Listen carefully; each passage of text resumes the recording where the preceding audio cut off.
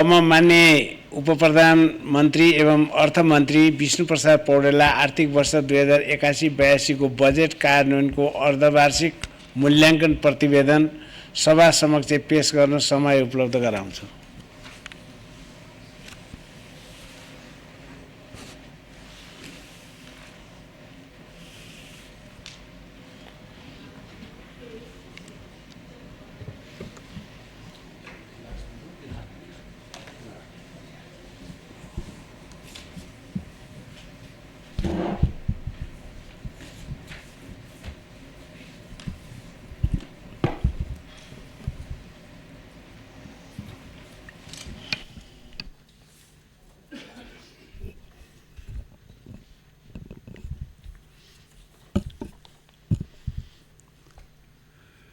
सम्मान्य अध्यक्ष महोदय, चालू आर्थिक वर्ष 2081-82 को बजेट कार्यान्वयनको अर्धवार्षिक प्रगतिको अवस्था, बजेट कार्यान्वयनका क्रममा देखा परेका समस्या, सुधारका प्रयासहरू, प्रदेश तथा स्थानीय तहमा वित्त हस्तान्तरणको स्थिति, आर्थिक वर्षको बाँकी अवधिमा गर्नुपर्ने सुधारका काम र संशोधित अनुमान लगायतका विषयहरू समावेश गरी आर्थिक कार्यविधि तथा वित्तीय उत्तरदायित्व कानुनमा भएको व्यवस्था बमोजिम प्रकाशन गरिएको बजेटको अर्धवार्षिक मूल्याङ्कन प्रतिवेदनका सम्बन्धमा यस सम्मानित सदनमा जानकारी गराउन उपस्थित भएको छु।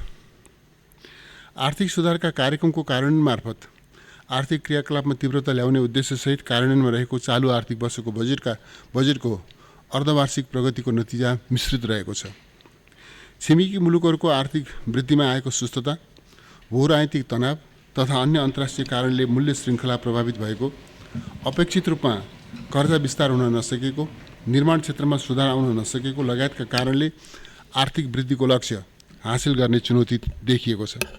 यद्यपि सरकारले अवलम्बन गरेका नीतिगत व्यवस्था तथा सुधारका प्रयासका साथै बाह्य क्षेत्रको सन्तुलन, तरलताको पर्याप्त तथा न्यून ब्याज दरको सुविधाले आर्थिक गतिविधि विस्तार भई यस वर्षको आर्थिक वृद्धि दर लक्ष्यको नजिक हासिल हुने अपेक्षा गरिएको छ।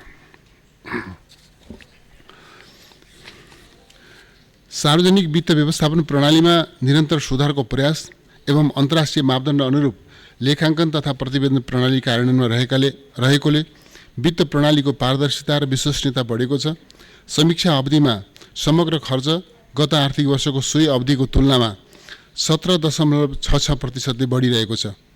यद्यपि आर्थिक वृद्धिको परिचालकको रूपमा रहेको पुँजीगत खर्च आर्थिक वर्षको मध्यसम्म सुस्त रहने विगतको प्रवृत्तिमा उल्लेखित सुधार हुन सकेको छैन।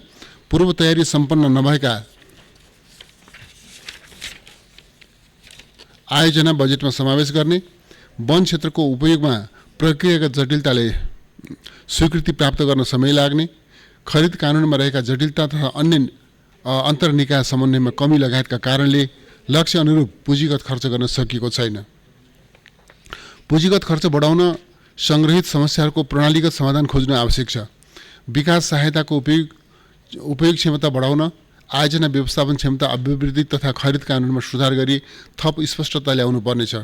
बहुवर्षीय तथा अनिवार्य दायित्व बजेटमा समावेश गरेर बाँकी रहने स्रोत मात्र नयाँ आयोजनामा विनियोजन गर्ने, आयोजना बैंकको प्रभावकारी कार्यान्वयन गरी दोहोरोपना हटाई आयोजनाहरूलाई अध्ययन गर्ने र कार्यान्वयन गर्ने गरी दुई समूहमा वर्गीकरण गरी व्यवस्थित गर्न आवश्यक छ।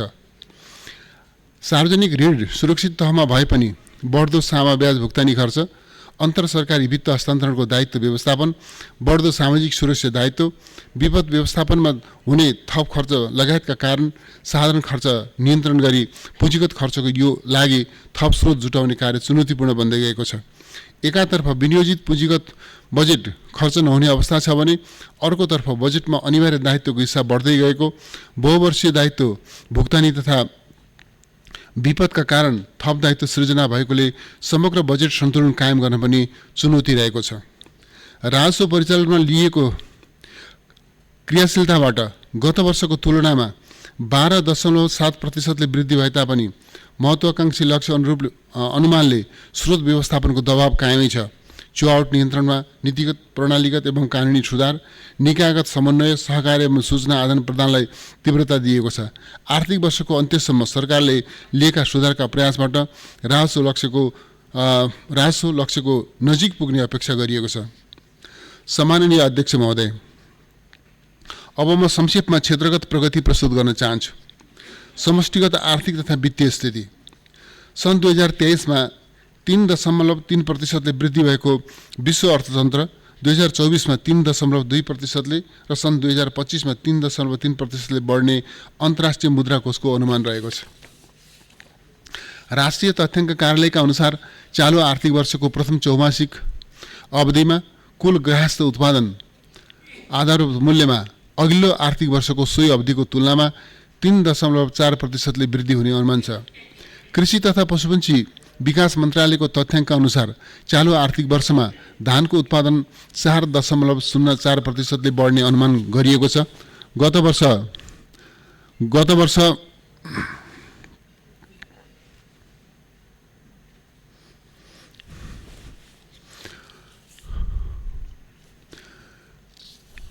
कृषि तथा पशुपन्छी विकासको तथ्याङ्क अनुसार चालु आर्थिक वर्षमा धानको उत्पादन 4.4%ले बढ्ने अनुमान गरिएको छ। गत वर्ष धानको उत्पादन 4.33%ले बढेको थियो। गत आर्थिक वर्ष 2080-81 को चौथो त्रैमासिक अवधिमा उद्योगको औसत क्षमता उपयोग 48.33% रहेको थियो। बैंकिङ क्षेत्रको तरलतामा देखिएको सुधार, घट्दो ब्याज दर, अन्तर्राष्ट्रिय बजारमा तेल तथा अन्य कच्चा पदार्थको मूल्यमा कायम रहेको स्थिरता लगायतका कारण उद्योग सञ्चालनमा केही सुधार आउने अनुमान रहेको छ। पर्यटन बोर्डको तथ्याङ्क अनुसार चालु आर्थिक वर्षको पौष महिनासम्म 5,79,943 विदेशी पर्यटकले नेपाल भ्रमण गरेका छन्। गत वर्षको सोही अवधिमा 5,59,769 पर्यटकले नेपाल भ्रमण गरेका थिए। आर्थिक वर्ष 2081-82 मा मुद्रास्फीतिलाई 5.5% को सीमाभित्र राख्न सहयोग पुग्ने गरी मौद्रिक व्यवस्थापन गर्ने लक्ष्य रहेकोमा समीक्षा अवधिमा उपभोक्ता मूल्य सूचकाङ्कमा आधारित औसत मुद्रास्फीति 4.97% कायम रहेको छ। समीक्षा अवधिमा विशेष मुद्रा प्रदाय 3.9%ले बढेको छ। अघिल्लो वर्ष सोही अवधिमा उक्त मुद्रा प्रदाय 6.5%ले बढेको थियो। वार्षिक बिन्दुगत आधारमा 2081 पुस मसान्तमा विस्तृत मुद्रा प्रदाय 10.2%ले बढेको छ। समीक्षा अवधिमा बैंक तथा वित्तीय संस्थाहरूबाट निजी क्षेत्रमा प्रवाहित कर्जा रु 2 खर्ब 65 अर्ब 56 करोड 5.2%ले बढेर अर्थात् 5.2%ले बढेर रु 53 खर्ब 39 अर्ब 52 करोड पुगेको छ।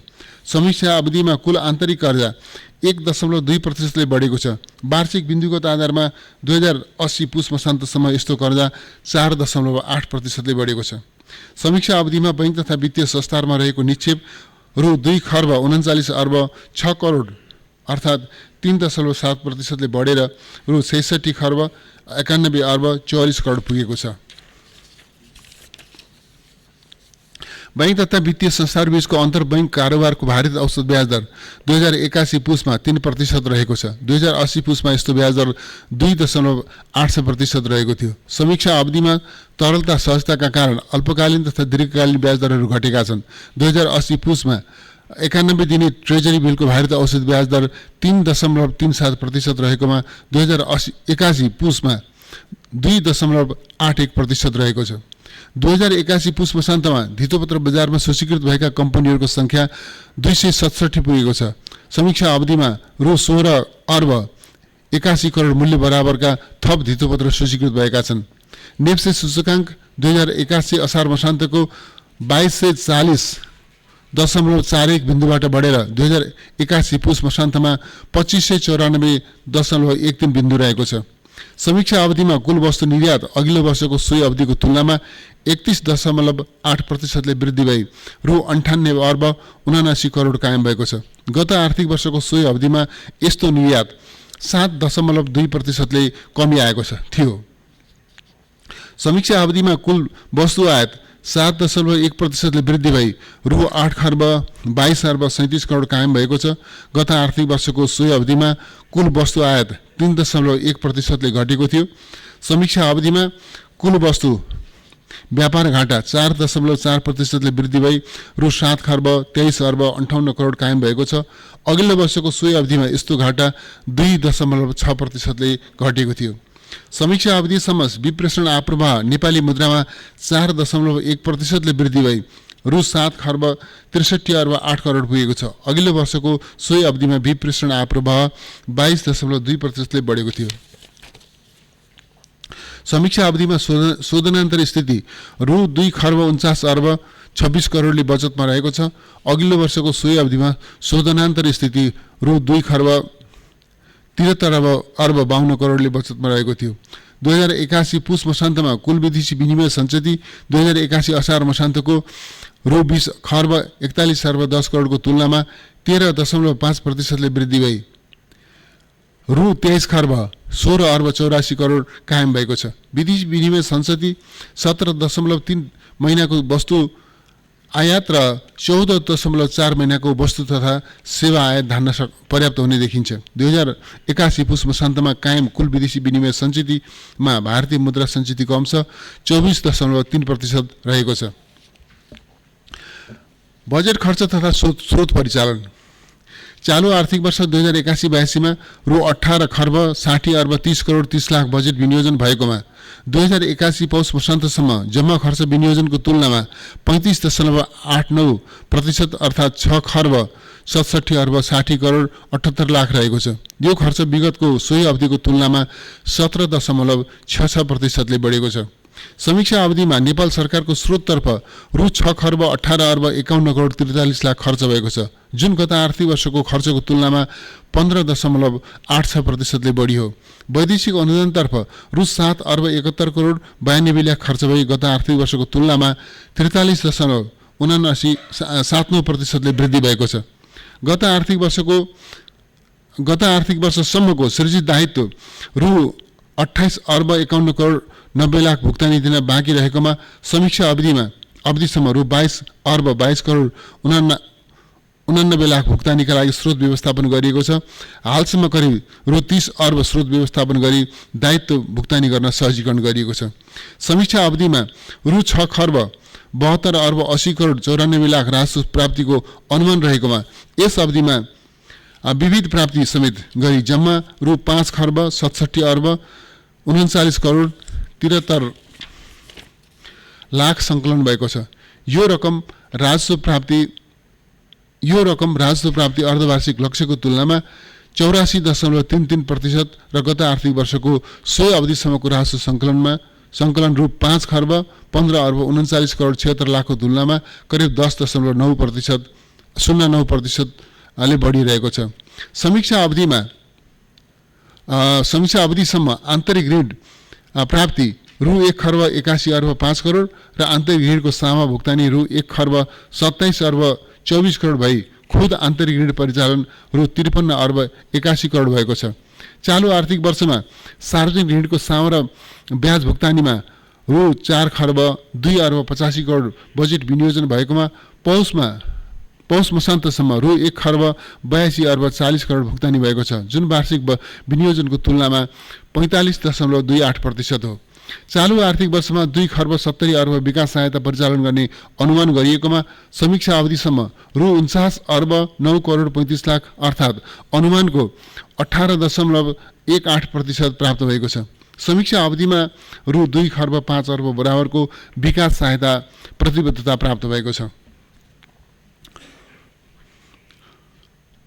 सम्माननीय अध्यक्ष महोदय, अब म राष्ट्रिय गौरवका आयोजनाहरूको प्रगतिको अवस्थाको बारेमा उल्लेख गर्न चाहन्छु।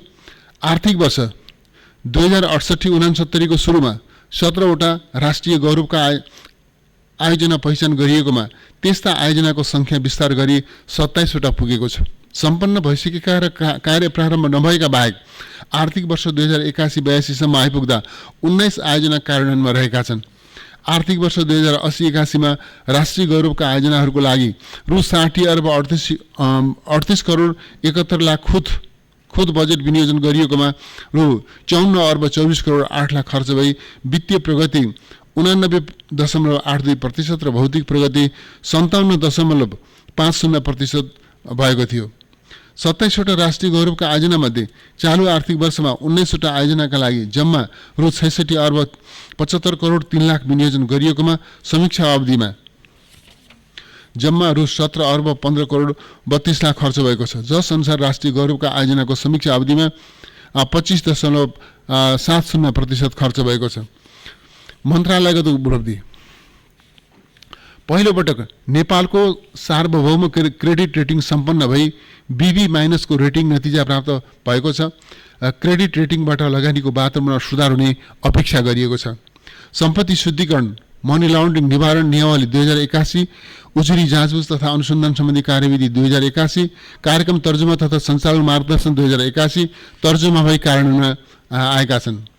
दैलेखमा पेट्रोलियम पदार्थ अन्वेषणको कार्य अन्तर्गत 4013 मिटर ड्रिलिङ कार्य सम्पन्न भई थप अध्ययन भइरहेको छ। धोवादी फलमखानीको विस्तृत सम्भाव्यता अध्ययन पूरा भई आर्थिक तथा प्राविधिक रूपमा सम्भाव्य देखिएको छ। हालसम्म कृषकहरूको 20 अर्ब बराबरको पशुधन सुरक्षण एवं 37,500 पशुधन तथा मत्स्य बिमा लेख जारी भएको छ। समीक्षा अवधिसम्म सामाजिक सुरक्षा योजनामा समावेश हुने रोजगारदाता प्रतिष्ठानको संख्या करिब 20,000 तथा कोषमा आबद्ध लाभग्राहीको संख्या 19,28,000 पुगेको छ। त्रिभुवन अन्तर्राष्ट्रिय विमानस्थलको पार्किङ एप्रोन निर्माण कार्य 55.43%, ह्याङ्गर एप्रोन निर्माण 24.50% र ट्याक्सीवे निर्माण कार्य 36.88% सम्पन्न भएको छ। सिद्धबाबा सुरुङ मार्गको 1126 मिटर मुख्य सुरुङ खन्ने कार्य ब्रेक थ्रू भएको छ। समीक्षा अवधिमा 90.52 किलोमिटर सडक स्तरोन्नति, कालोपत्रे र ढलान 77.8 किलोमिटर सडक स्तरोन्नति, ग्राभेल 36वटा स्थानीय तहको प्रशासनिक भवन निर्माण, 7वटा स्वास्थ्य भवन, 4वटा पुल तथा सडक तथा पुल र 124वटा झोलुङ्गे पुलको निर्माण सम्पन्न भएको छ। भेरी बभाइ डाइभर्सन बहुउद्देश्य आयोजनाको हेडवर्क्स निर्माण कार्यको 71% र विद्युत गृह निर्माण कार्यको 50% प्रगति भएको छ। न्यू बुटवल गोरखपुर 400 केभी प्रसारण लाइन आयोजनाको निर्माण चरणमा रहेको छ। हेटौडा ढल्केवर इनरुवा 400 केभी प्रसारण लाइन आयोजना अन्तर्गत इनरुवादेखि ढल्केवरसम्मको ढल्केवर खण्डको निर्माण कार्य सम्पन्न भएको छ। उच्च क्षमताको इन्टरनेटको पहुँच विस्तार गरी 85.98% जनसङ्ख्यामा 4G सेवाको पहुँच पुगेको छ। जनसङ्ख्याको 102.71% सङ्ख्यामा मोबाइल सेवा विस्तार भएको छ। हालसम्म 48वटा 5, 10 र 15 शय्याका आधारभूत अस्पतालको निर्माण कार्य सम्पन्न हुने क्रममा रहेको छ। मेलम्ची खानेपानी आयोजनाको पानी वितरणका लागि कृतिपुरमा 60 लाख लिटर र महाङ्काल चौरमा 80 लाख लिटर क्षमताको पानी पोखरी निर्माण सम्पन्न भएको छ। अन्तर्राष्ट्रिय स्तरको खेलकुद प्रतियोगितामा पदक हासिल गर्न सफल 5वटा खेलका 56 जना खेलाडी तथा प्रशिक्षकलाई रु 2,22,77,000 पुरस्कार प्रदान गरिएको छ। कृतिपुर क्रिकेट मैदानमा स्कोरबोर्ड जडानको कार्य सम्पन्न भएको छ। फ्लडलाइट जडान र प्याराफिट निर्माणको काम अगाडि बढाइएको छ। द्रुत मार्गको 6.5 किलोमिटरदेखि 70.98 किलोमिटरसम्मका 12वटा निर्माण प्याकेजहरू कार्यान्वयनमा रहेका छन्। सामाजिक सुरक्षा भत्ताका लाभग्राहीको 28 जिल्लामा बायोमेट्रिक भेरिफिकेसन प्रणाली लागू गरिएको छ। चालु आर्थिक वर्षको पौष मसान्तसम्म सम्पन्न गर्नुपर्ने गरी लक्ष्य तोकिएका 621वटा माइलस्टोनमध्ये 345वटा सम्पन्न भई अर्धवार्षिकको लक्ष्यको तुलनामा 55.56% र वार्षिक लक्ष्यको तुलनामा 17.59% प्रगति हासिल भएको छ। अध्यक्ष महोदय, सार्वजनिक वित्त व्यवस्थापनमा भएको सुधारका सम्बन्धमा म चर्चा गर्न चाहन्छु। आर्थिक कार्यविधि तथा वित्तीय उत्तरदायित्व ऐन 2076 संशोधन गरी बजेट तर्जुमा सम्बन्धी समय सीमा, बजेट निर्माण, कोष व्यवस्थापन तथा बेरोजु फर्सेटको कार्यालय व्यवस्थित गरिएको छ। कम्प्युटरमा आधारित सरकारी लेखा प्रणाली CGAS सङ्घ र प्रदेश अन्तर्गतको सबै सरकारी कार्यालयमा लागू गरिएको छ। सार्वजनिक सम्पत्ति व्यवस्थापन प्रणालीलाई विद्युतीय सरकारी लेखा प्रणाली र स्थानीय सञ्चित कोष व्यवस्थापन प्रणालीसँग आबद्ध गरिएको छ।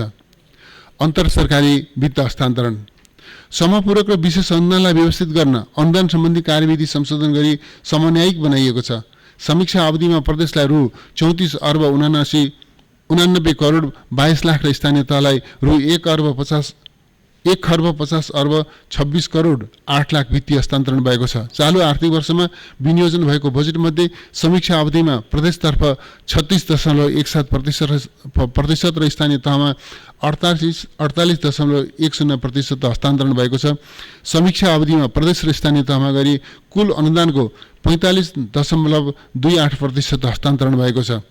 समीक्षा अवधिमा मूल्य अभिवृद्धि कर र आन्तरिक उत्पादनबाट सङ्कलन हुने अन्तशुल्क रकम मध्ये प्रदेश र स्थानीय तहलाई सूत्र अनुसार रु 32,27,90,00,000 दरले जम्मा रु 64,55,80,00,000 बाँडफाँड गरी पठाइएको छ, जुन गत वर्षको तुलनामा 14.17% बढियो। सम्माननीय अध्यक्ष महोदय, समष्टिगत खर्च एवं स्रोतको संशोधित अनुमान देहाय बमोजिम गरिएको म जानकारी गराउन चाहन्छु। चालु आर्थिक वर्षमा रु 18,60,30,30,00,000 खर्च हुने अनुमान गरिएकोमा रु 16,92,73,35,00,000 खर्च हुने संशोधित अनुमान छ। यो रकम सुरु विनियोजनको 90.99% हो। चालुतर्फ रु 10,29,30,00,000 अर्थात् विनियोजनको 90.24%, पुँजीगत तर्फ रु 2,49,50,09,00,000 अर्थात् विनियोजनको 85% र वित्तीय व्यवस्थापनतर्फ रु 3,63,93,26,00,000 अर्थात् विनियोजनको 99.09% खर्च हुने अनुमान छ। चालु वर्षको अन्त्यसम्ममा राजस्व रु 12,86,98,11,00,000, आन्तरिक ऋण रु 3,30,00,000, वैदेशिक अनुदानतर्फ रु 36,62,68,00,000 र वैदेशिक ऋणतर्फ रु 1,80,83,67,00,000 परिचालन हुने संशोधित अनुमान छ। चालु आर्थिक वर्षको बाँकी अवधिमा सरकारले गरेका कानुनी तथा नीतिगत सुधारहरूको सकारात्मक प्रभाव परि आर्थिक गतिविधि विस्तार भई राजस्व सङ्कलनमा सुधार आउने, आयोजना एवं खर्च व्यवस्थापनमा दक्षता ल्याई समग्रतामा वार्षिक लक्ष्यको तुलनामा 91% प्रगति हासिल गर्ने अनुमान रहेको जानकारी गराउन चाहन्छु। अन्त्यमा आर्थिक वर्षको बाँकी अवधिमा बजेट कार्यान्वयनमा तीव्रता ल्याउन सल्लाह मान्य सदस्यहरूको समन्वयकारी भूमिका हुनेमा म विश्वस्त छु। बजेट कार्यान्वयनमा प्रदेश सरकार, स्थानीय तह, निजी क्षेत्र, विकास साझेदार र सबै नेपालीको रचनात्मक सहयोगको निरन्तरताका लागि अनुरोध गर्दछु। धन्यवाद। सम्माननीय अध्यक्ष महोदयको अनुमतिले आर्थिक वर्ष 2081-82 को बजेट कार्यान्वयनको अर्धवार्षिक मूल्याङ्कन प्रतिवेदन सभा समक्ष प्रस्तुत गर्दछु। धन्यवाद।